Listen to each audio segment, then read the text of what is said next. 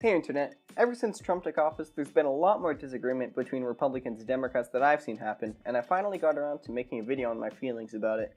This video is specifically for Democrats, although I'm not dissing you guys in any way. As a total disclosure, I'm Canadian, have friends who are liberal and a conservative family, and disagree with Trump on a lot of things, especially immigration policies. On with the video.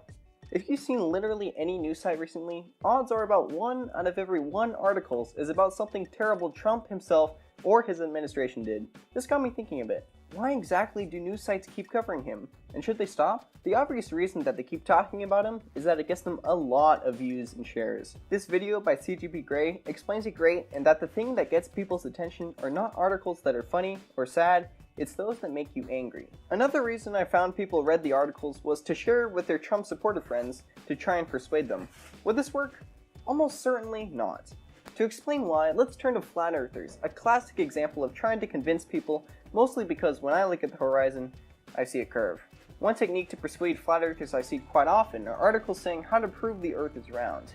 What's implied is that if you do think that the earth is flat, you're a total moron, and us civilized folks have to educate you. This doesn't work on so many levels. For starters, flat earthers have arguments lined up for any argument you could possibly have, mostly because they have spent so much more time thinking about the topic than you have. The reason for that is because they constantly feel threatened by everyone else trying to force their beliefs on them without thinking of the flat earthers' feelings. Secondly, why on earth would you think that saying that the flat earther is stupid would make him think, hey, you know what, you're right, and I'm wrong, and let's all be happy together? Never happens. This actually leads into one of the forms of persuasion that you often see, rallies and protests. Do you think that people chanting change the thing that you firmly believe in doing is actually making a difference? No, it doesn't.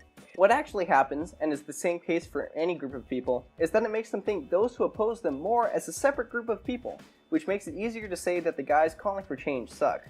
Now you might be thinking, what about that time when the kids were separated from their families at the border? There were rallies and lots of people getting mad, and Trump changed his mind. Well, the reason that worked is not that both sides agreed to it, an issue I'll get into in a minute, but because it was something that the people who would have opposed the change had a connection to. Think back to Martin Luther King's bus boycott. The reason people did it is because their friends were doing it, and so they felt obligated to do it as well, a kind of social connection. For the ICE kids, there was an emotional connection because mothers had kids and got angry imagining if it happened to their child. But back to both sides agreeing on a topic. Even if someone believes in something, doesn't mean that it'll always be that way. I know someone who a couple years ago was pretty sure that the moon landing was real. However, after social media became a thing, and posts about how the moon landing could not have been faked, he started questioning it, and now is falling into conspiracy city. So the way that we've tried to convince people hasn't worked. Then what will?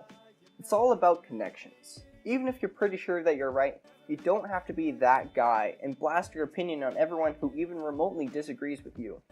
Instead, make a connection with those people. Similar to how folks changed the way they got to work during the civil rights movement, the individuals you talk to may start to change their opinion. Another reason that this works is best shown by the pic in CGP Grey's video. By socially crossing the supposed line, which only exists in your mind, you show the persuadees that people who think differently aren't monsters. They're just guys with different opinions. The only reason that they may seem like monsters is that anyone who disagrees with them disagrees violently. And the only reason that they disagree violently is because of the news they see. And the only reason that the news they see makes them upset is because angry equals money. So stop clicking on news articles that make you upset, and try and find a neutral site that makes you less so. Now that you and the persuadee are bonded well, it's time for the actual convincing time. Time to research arguments and counter-arguments and facts and numbers, right? Nope. The only thing that you have to do is listen. But Mr. Green, I'm right and he's wrong. If I listen, I'm giving into their brainwashing. See, you're doing it again. They're not brainwashed. The only reason you think that is because people generally only hear and want to hear one side of the story. If you're willing to listen to their side, then they realize that, hey, maybe they should do it too. If you've actually listened to this video at all, then you realize that the word persuade is throwing folks off track. What people should really call it is listening with a few respectful comments.